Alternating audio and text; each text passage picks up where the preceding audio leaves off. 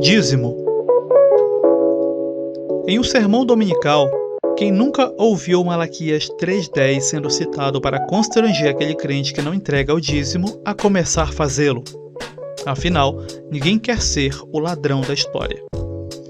Mas será de fato isso que nos fala tal texto? Se citar Malaquias 3 para embasar a entrega de dízimo em nossos dias e em um meio não judaico, por que não citam os demais textos sobre o dízimo? Lembrando que temos um EBcast com todos esses textos sobre dízimo sendo citados e contextualizados. Só verificar aqui na descrição do vídeo e nos cards passando logo acima.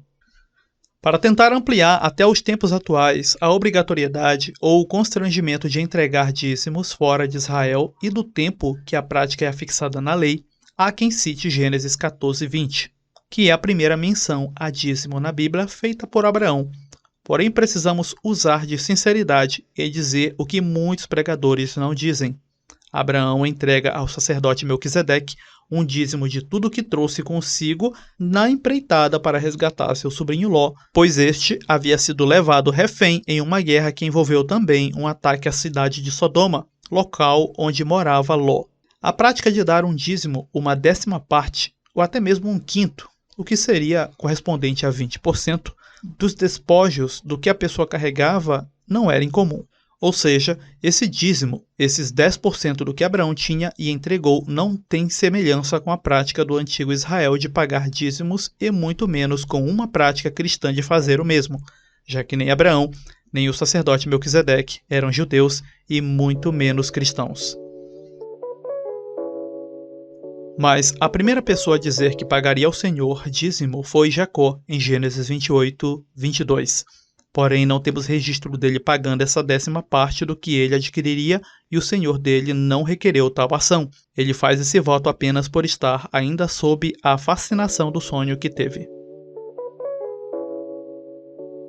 10%, 20%, 30% ou até mais eram quantidades que se pagavam como gratidão ou como taxa imposta sobre a produção, a reis, sacerdotes, chefes locais, enfim. A origem é diversa, antiga, em muitos casos nem tinha caráter religioso. Quando as tribos de Israel se estabelecem na terra de Canaã, uma nação estava tomando forma e uma classe social de sacerdotes era quem gerenciava os atos sacrificiais, que era parte da identidade daquele povo. Tal classe sacerdotal tinha uma vida toda voltada aos serviços da chamada Tenda do Encontro, ou Tabernáculo. Assim não tinham tempo de cultivar, criar animais e produzir riquezas. Para amparar tal classe, o Senhor institui as demais pessoas que não eram levitas, ou seja, que não eram sacerdotes, que deveriam separar dízimos, 10ª de suas produções, como em Levíticos 18:21. Dou aos levitas todos os dízimos em Israel como retribuição pelo trabalho que fazem ao servirem na tenda do encontro. E o Senhor assim dava, porque essa parte lhe pertencia naquilo que era produzido, como diz em Levíticos 27:30-32. Seja dos cereais, seja das frutas, pertence ao Senhor, são consagrados ao Senhor. Se um homem desejar resgatar parte do seu dízimo, terá que acrescentar 1/5 ao seu valor. O dízimo de seus rebanhos, um de cada 10 animais, que passem debaixo da vara do pastor, será consagrado ao Senhor. Lembrando que não havia rei em Israel quando tal prática foi instituída, e o Deus de Israel era essa figura de onde viriam os decretos mesmo daquilo que seria coletado. Tal prática era comum em culturas diversas, onde uma parte da produção, seja ela vegetal ou animal, pertenceria ao monarca daquela região. Diferente de várias culturas, não somente a uma classe sacerdotal era entregue toda aquela porcentagem da produção, mas havia formas de usar essa porção, o dízimo, para si mesmo, como diz em Deuteronômio 14:22 e 23. Certamente darás os dízimos de todo o fruto da tua semente, que cada ano se recolher do campo. Perante o Senhor teu Deus, no lugar em que escolher para fazer habitar o seu nome, comerás os dízimos do teu grão, do teu mosto e do teu azeite, e os primogênitos das tuas vacas e das tuas ovelhas, para que aprendas a temer ao Senhor teu Deus todos os dias.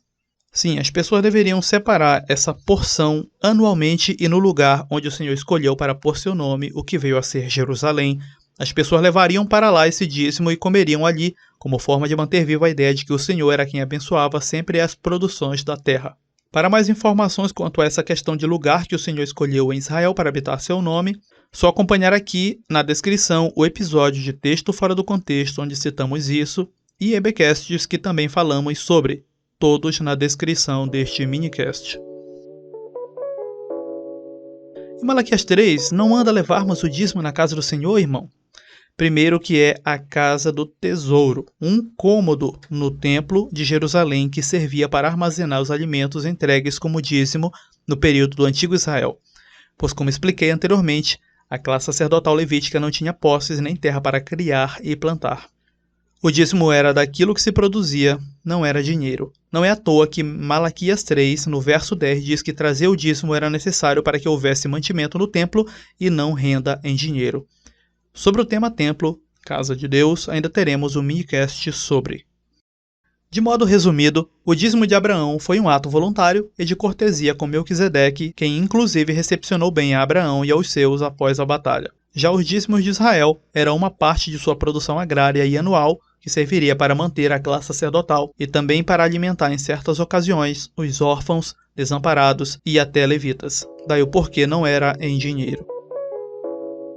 E quanto a nós, irmãos, devemos levar dízimos para a igreja? Bem, se tivéssemos tal ordenança como igreja, mas não temos.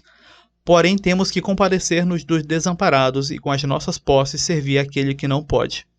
Atitude essa, inclusive, louvada por Jesus em Mateus 25 e que será contada quando por ele formos julgados. Mas e como iremos manter a obra de Deus? Como é que vamos pagar as contas do templo? Bem, são esses os questionamentos usados sempre quando o tema dízimo é questionado. E por que são usados? Porque faltam, de fato, versículos para amparar a prática de entregar dízimos agora direcionados para a igreja. Os líderes que forjam a sua renda desses dízimos sempre apelarão de modo emocional quando percebem que os textos direcionados ao antigo Israel não são suficientes para convencer alguém a entregar 10% de seu salário. O que é estranho, já que dízimos na Bíblia não eram pagos em dinheiro. Pagar com dinheiro é algo que não encontra amparo nem no antigo Israel, muito menos no Novo Testamento para a igreja. Qualquer fala que diga diferente disso para tentar amparar a entrega de dízimos como dinheiro é a parte da Bíblia, e quem conhece o mínimo do tema sabe disso. Logo, é desonesto se ele continuar a pedir. Se você faz uso do cômodo do templo com assentos confortáveis, alguns até com climatização e boa iluminação, contribua ofertando voluntariamente no local onde congrega. Se você precisa de uma obrigação para ofertar algo, assim como é na pretensa doutrina do dízimo, isso só mostra o quanto você nem se importa com o que está fazendo em uma congregação evangélica. Bem, é isso, irmãos. Não esgotamos aqui o tema e temos já aqui no canal, no nosso Spotify, um EBcast extenso sobre o tema dízimo. Lá tratamos cada referência sobre, também mostrando como historicamente essa ideia de pagar dízimos na igreja foi construída. Tire um tempo, dê uma escutada nesse episódio que, repito, está aqui na descrição, antes de simplesmente questionar só porque você tem algum testemunho pessoal financeiro, porque é dizimista fiel. Lembre-se, as escrituras elas vêm antes da sua experiência pessoal. Graça e paz.